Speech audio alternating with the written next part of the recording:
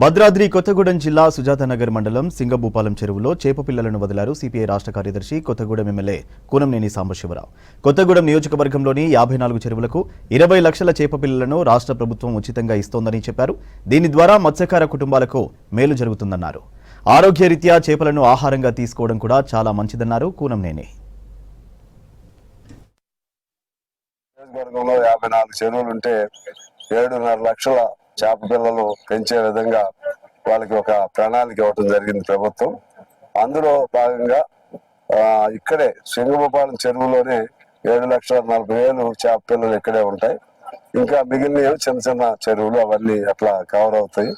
ఏదేమైనా ఇది ఒక మంచి స్కీము.